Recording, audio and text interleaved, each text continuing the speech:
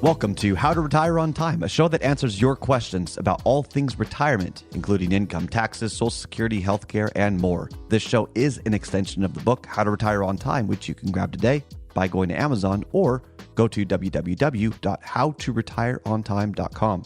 My name is Mike Decker. I'm the author of the book, How to Retire on Time, but I'm also a licensed financial advisor, insurance agent, and tax professional, which means when it comes to financial topics, we can pretty much discuss whatever's on your mind. Now, that said, please remember this is just a show. Everything you hear should be considered informational, as in not financial advice. If you want personalized financial advice, then request Your Wealth Analysis from my team today by going to www.yourwealthanalysis.com. With me in the studio today is my colleague, Mr. David Franson. David, thanks for joining me. Hello, thank you. Glad to be here. David's going to be reading your questions, and I'll do my best to answer them. You can send your questions in anytime, really, during the week by texting them to 913-363-1234. Again, that number is 913-363-1234. Or email them to heymike@howtoretireontime.com. Let's begin. Hey, Mike, what is the best way to invest in real estate for retirement income? Okay, so when you are retired, it's a wonderful asset.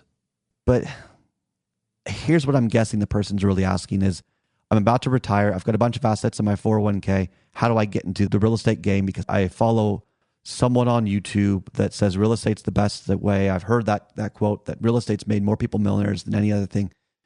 There's no such thing as a perfect investment product or strategy. Nothing does everything well. And you need to understand, first and foremost, what the Dunning-Kruger effect is. The Dunning-Kruger effect is a psychological phenomenon for all humans. There are no exceptions to this that suggests that people that lack experience overcompensate or overestimate their own abilities.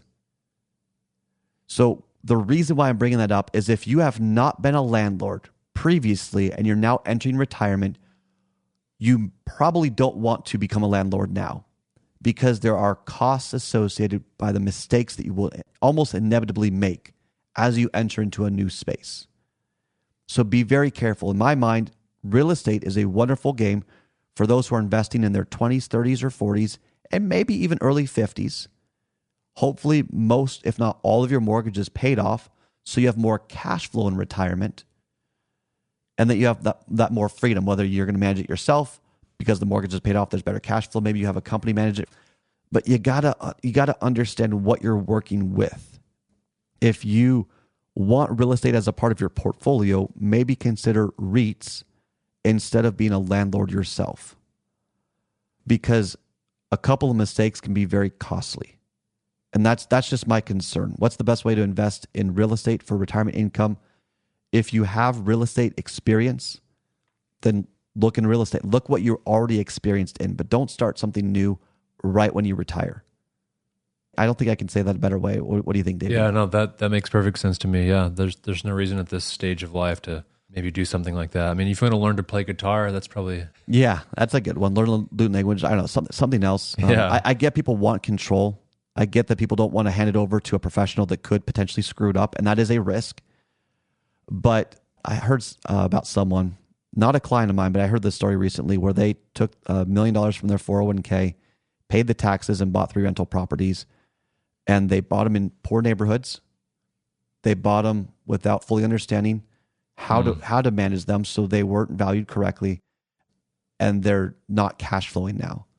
So he took a huge tax hit and now is struggling to make these 3 properties profitable.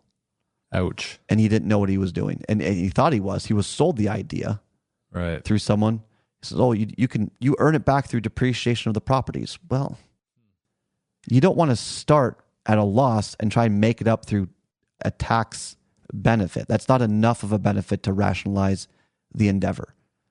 Stick to what you know, especially on these big things. It's okay to maybe learn about new stocks and invest in those because you can get out of them quickly. Yeah. It's difficult to get in and out of real estate quickly, especially with all the costs associated with it. So if you want real estate as a part of your portfolio, consider maybe privately held REITs or just not altogether. Yeah. That's my answer. If you want more information, if you have real estate in your portfolio, you want a better understanding or an analysis on, hey, are my properties profitable or not? I can't tell you how many times A real estate investor will say, yeah, I'm getting 5, 6, 7% on my properties.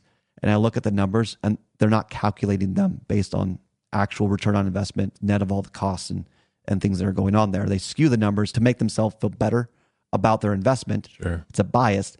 And when you break down the numbers, many times they're getting like 1, 2% on their investment. And that's not competitive.